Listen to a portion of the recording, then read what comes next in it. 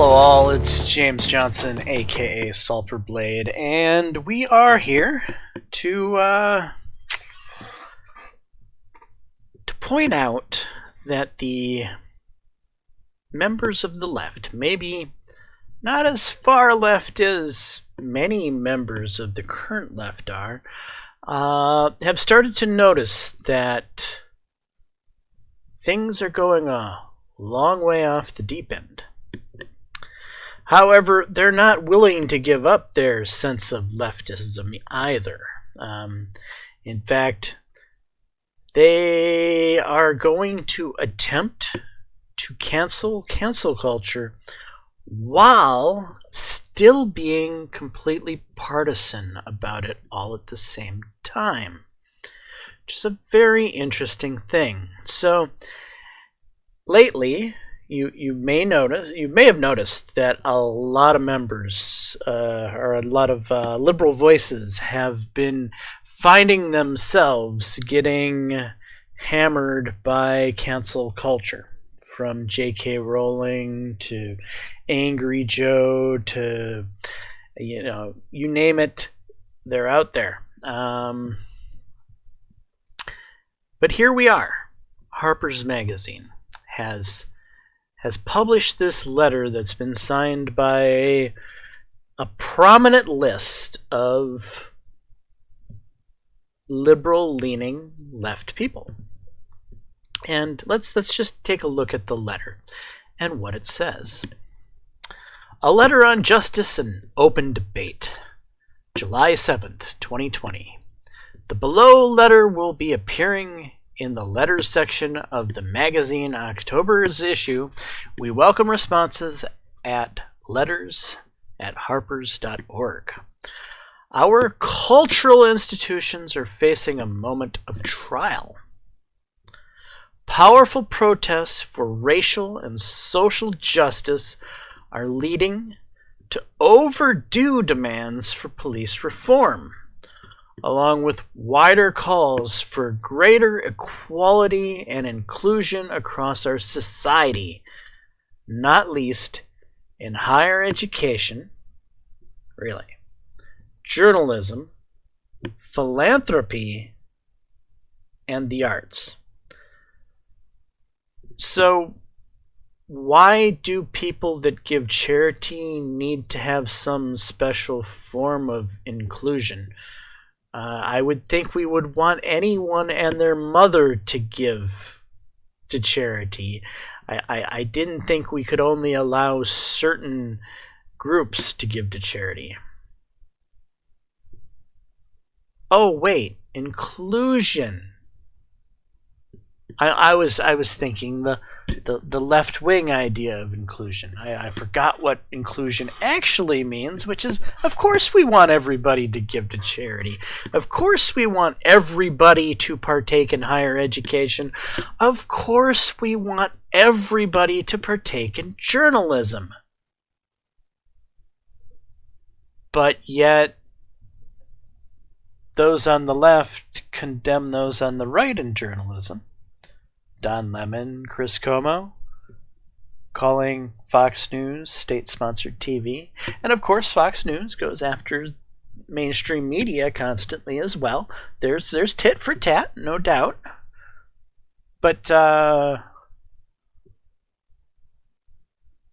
these are the same people that are writing this letter that would have you believe that Fox News is bad, is evil, should be censored, should be taken down.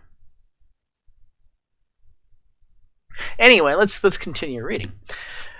But this needed reckoning has also intensified a new set of moral attitudes and political commitments that tend to weaken our norms of open debate and toleration of differences in favor of ideological conformity. Wow, that's a pretty true and accurate statement. Basically, if you didn't quite understand that, the left is actually saying that instead of debating with the right and having a tolerant and open conversation, People are choosing to blindly follow ideology and demand that everyone conform to said ideology. Now, I'm not going to say that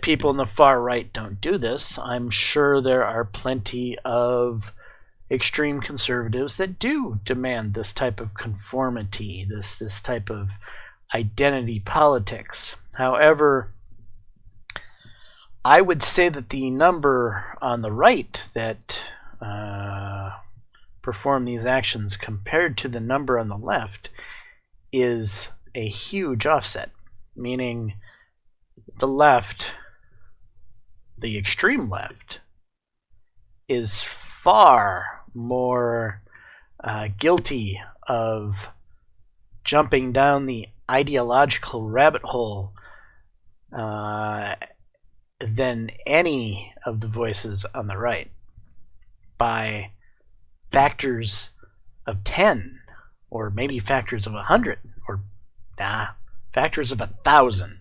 I mean, it's not even comparable how much more unreasonable the left and their ideology is, especially when it comes to the Marxist revolution that's currently taken hold of our young generation. And I say that with the utmost sincerity and belief in what I'm saying. I'm not saying that for sensationalism. I'm saying that as factual opinion, as that I truly believe that the majority of our youth have been brainwashed to believe in Marxist ideas, and they are fully under the sway of the ideological Kool-Aid. And it's taken them so far from the liberal rabbit hole that they're no longer liberal. Anyway, let's continue this letter, as that was actually a fair point that was just made in the letter. As we applaud the first development, we also raise our voices against the second. So this line is, we're applauding the greater calls for equality and inclusion, Black Lives Matter movement, which, as mainstream media continues to point out, is mostly peaceful protesters. And Black Lives Matter mostly is just a movement about inclusion, and has nothing to do with the leaders of Black Lives Matter who have come on TV saying that they're attempting to tear down the system, or their website that says specifically that they are trying to tear down the system, or that their founders are all revolutionary Marxists. Admittedly, they don't hide it. But, you know, it's just a peaceful protest that is just trying to make our culture more inclusive. Right. Now, as for the second part of that, we raise our voices against the second. So the second being the ideological, the people who are embracing their ideologies fervently. This is where this letter kind of goes off the track. The forces of liberalism are gaining strength throughout the world. The forces of illiberalism are gaining strength throughout the world and have a powerful ally in Donald Trump, who represents a real threat to democracy. Not the guised Marxist revolution that's happening, where the majority of our young people have been indoctrinated to believe in socialism. That is not what number 2 is in this conversation. No, number 2 in this conversation is Orange Man bad. I kid you not. You can't make this stuff up. It's incredible. Okay, let's continue on.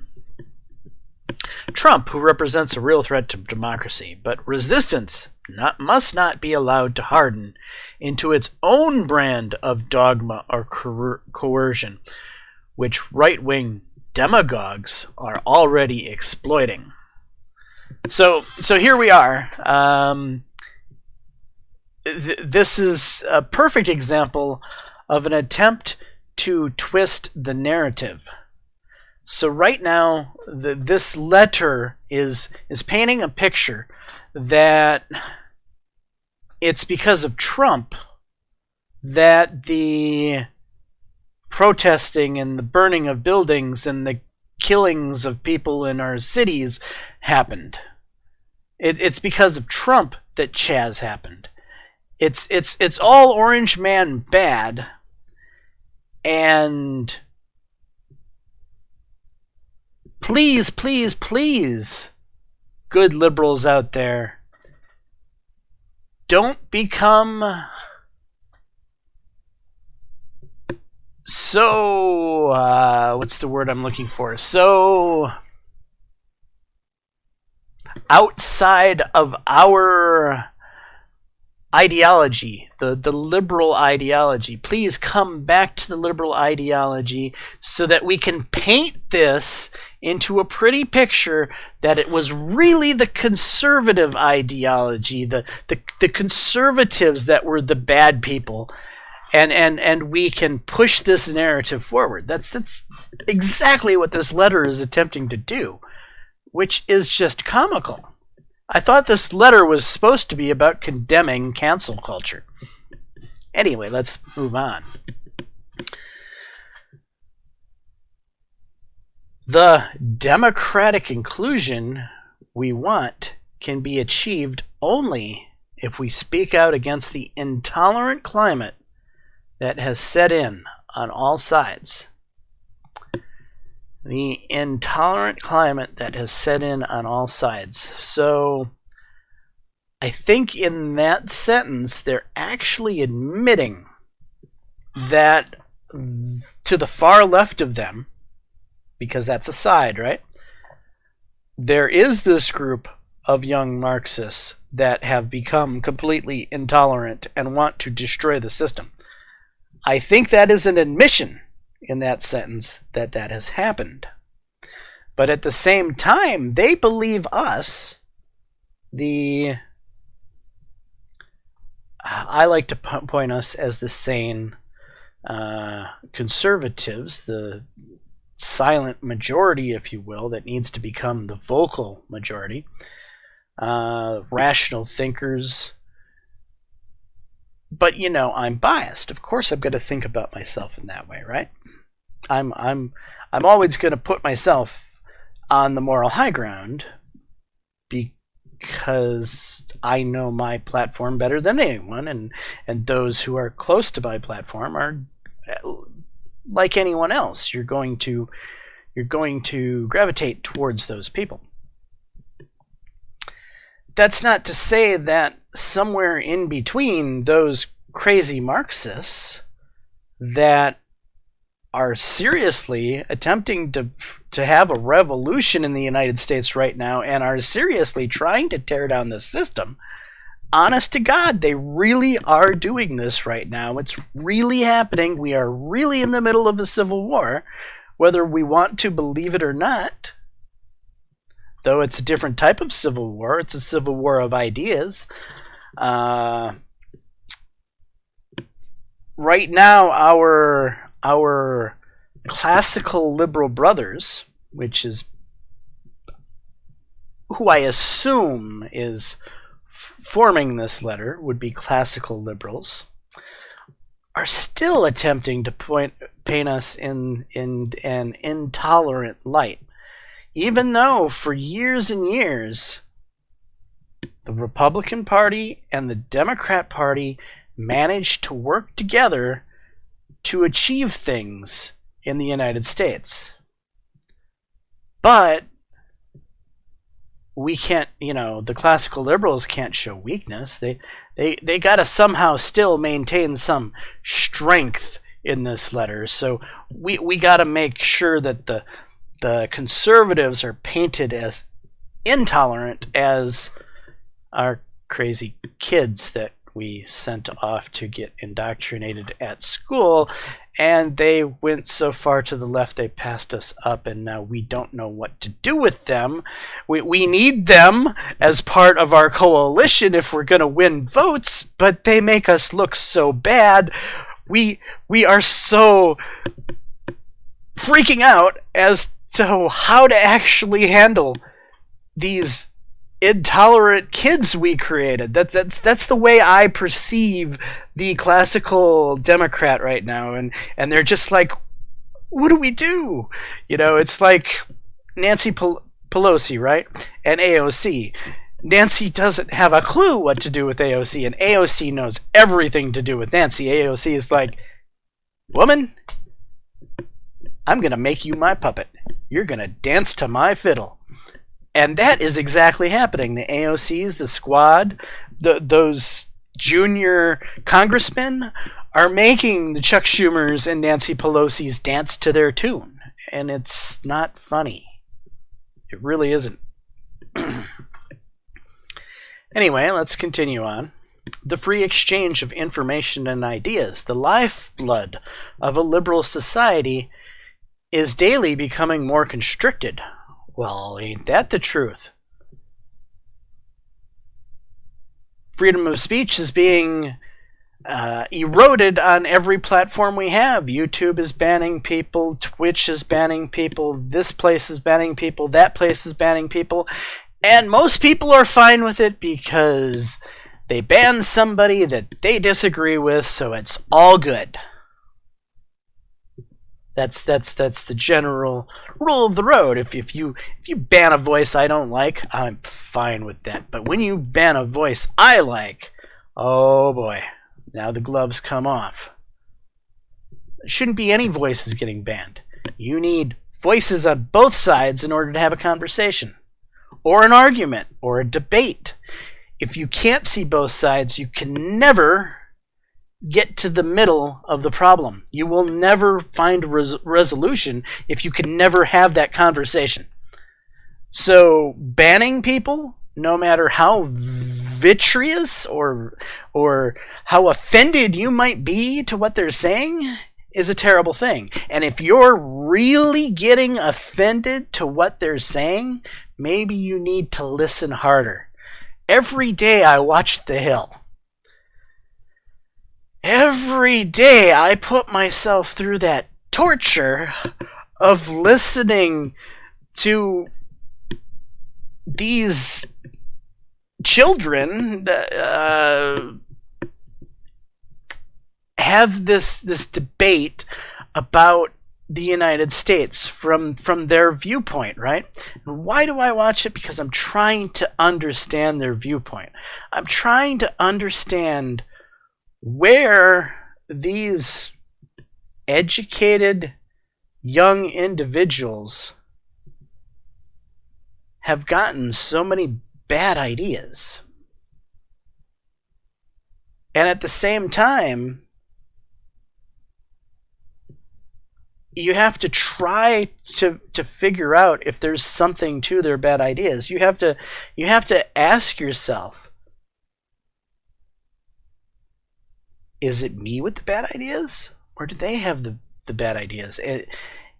If everyone is agreeing with them, what is it that I'm not seeing? And then at the end of the day, if you still can't figure out why their ideas are good, then you've tried, right? You have made an effort to civilly discuss, to debate, to see the other side of the equation. And at the end of the day, there's times that you're just not going to see the middle ground, and you're just going to have to agree to disagree, which is very common today, as most of the other side demands things beyond being able to agree to. Like, defunding the cops is not a thing that can actually happen, but somehow they think it is. Tearing down our system of government is not something that can logically happen, but somehow they believe it is.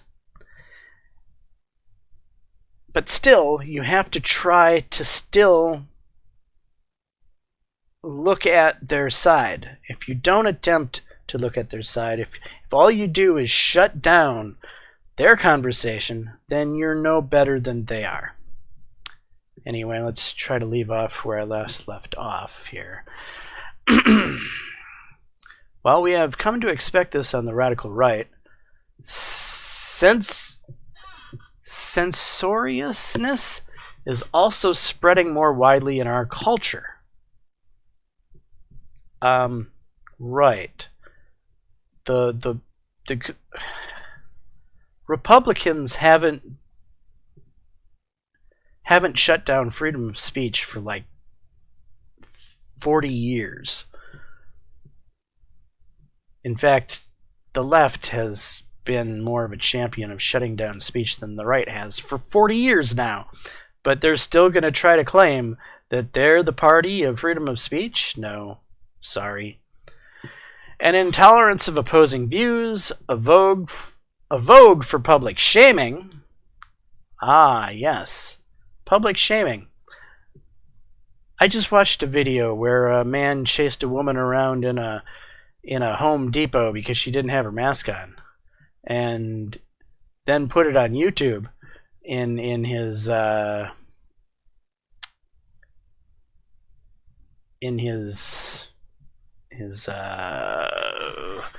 bubble, right? So in a YouTube channel, if you're political, or if you have certain opinions, you tend to attract certain subscribers. Like, my channel probably attracts more conservative leading individuals. However, I do a lot of non-political comment, so I will from time to time have liberal, or maybe even some of these crazy far left people that don't realize that I'm a conservative gamer and they've only seen my gaming content, and then they stumble across one of my videos where I'm talking about my political opinion, and they're horrified. They're like, who have I subscribed to?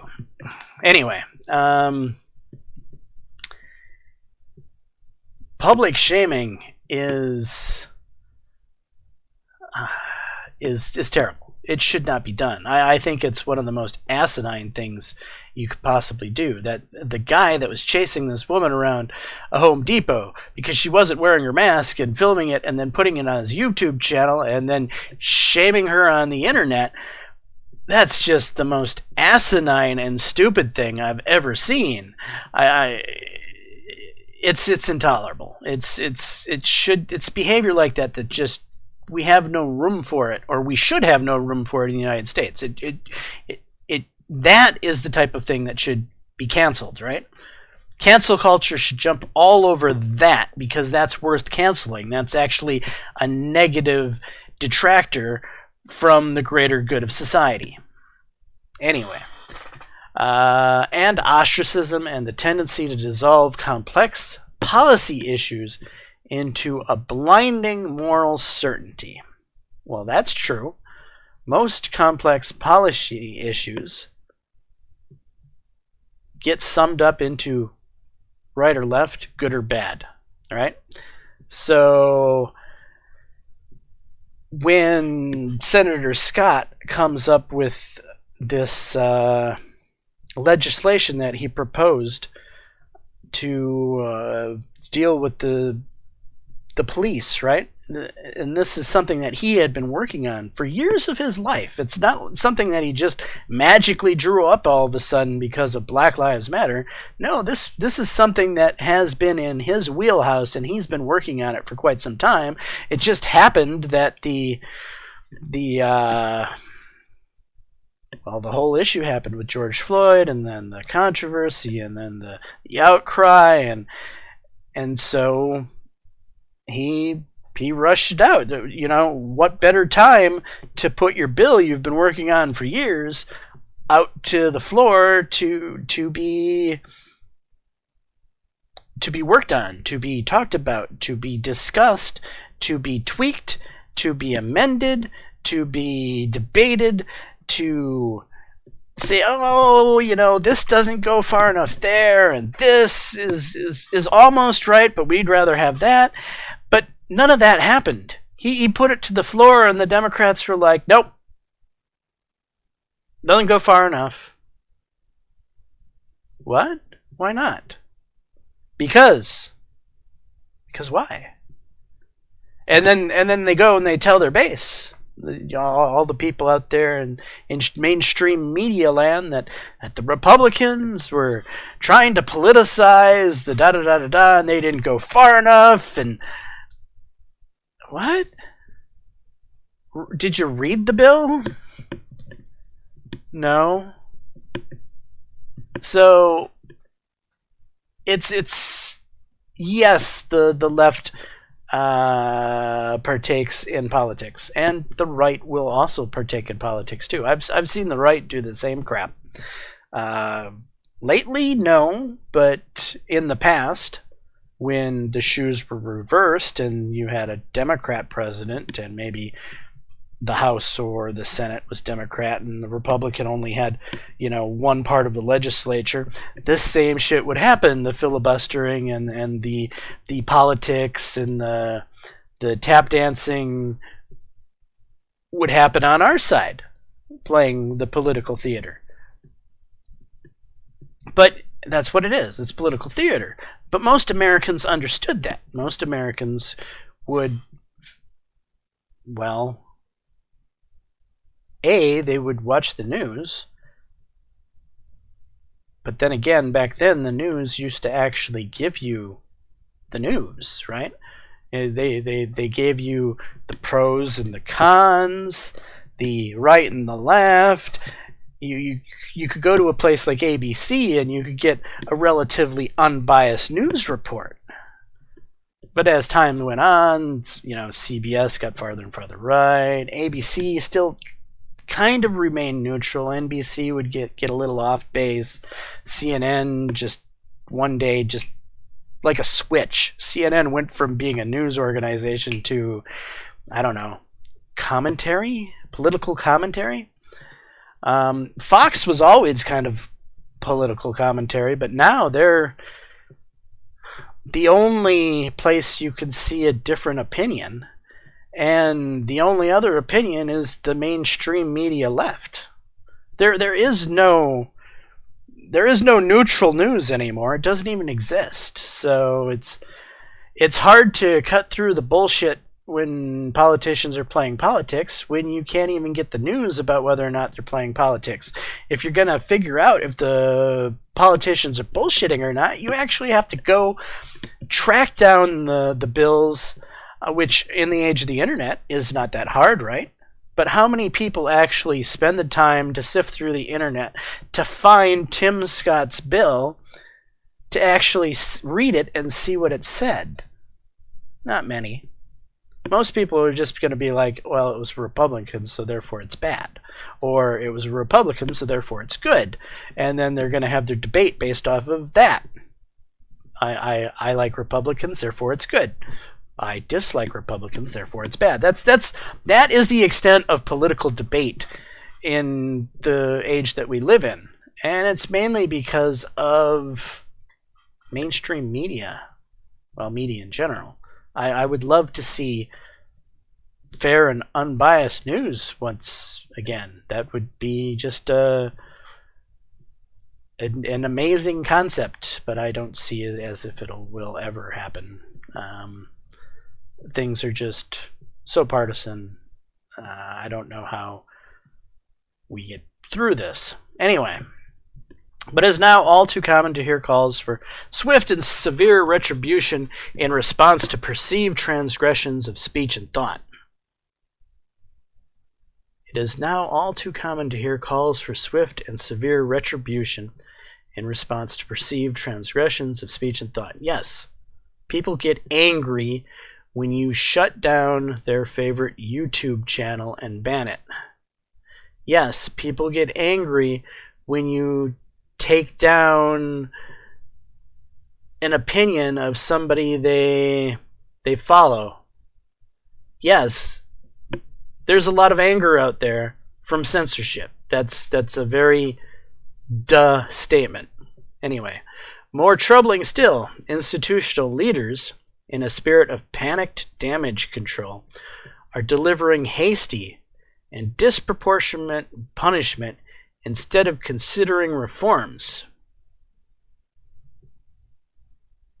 Institutional leaders, in a spirit of panic damage control, are delivering hasty and disproportionate punishment instead of considering reforms. Well, what institutions are they talking about? Because our government institutions, well, not at the national level, aren't doing shit because the Republicans and Democrats can't agree to do shit. So I don't see any disproportionate punishments there. Most cities don't even punish criminals anymore. So I don't see where the punishments are coming there. Are we talking about Facebook and YouTube? Are these the institutions we're talking about? Twitter? Twitch? Could be. And if that's so, then you're calling out your brethren in social media, the guys who are your closest allies?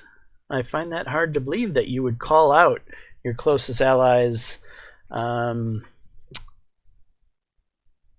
censorship of conservative voices. But if you are calling them out, I commend you in doing so, though I think it's more a line of, I just don't have a fucking clue what that line means.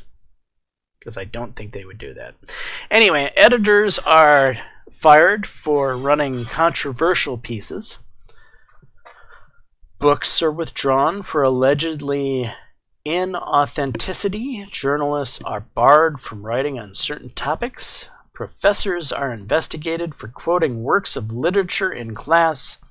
A researcher is fired for circulating a peer-reviewed and academic study, and the heads of organizations are ousted for what are sometimes just clumsy mistakes. Most of that we just read is all about the education system. And the education system is predominantly and overwhelmingly left-wing biased at its core. And you guys are complaining about your control of the left-wing bias in the education system? Evidently. I find it interesting. Whatever the arguments around each particular incident, the result has been to steadily narrow the boundaries of what can be said without the threat of reprisal. We are already paying the price in greater risk aversion among writers, artists, and journalists who fear for their livelihoods if they depart from the consensus or even lack sufficient zeal in agreement. This stifling atmosphere will ultimately harm the most vital causes of our time. The restriction of debate, whether by a repressive government or an intolerant society, invariably hurts those who lack power and makes everyone less capable of democratic participation. That's very true. Okay, now we're starting to see good old-fashioned liberal values starting to shine through in this conversation. It's like somebody went back in a time machine and said, hey, what do we stand for about 30 or 40 years ago?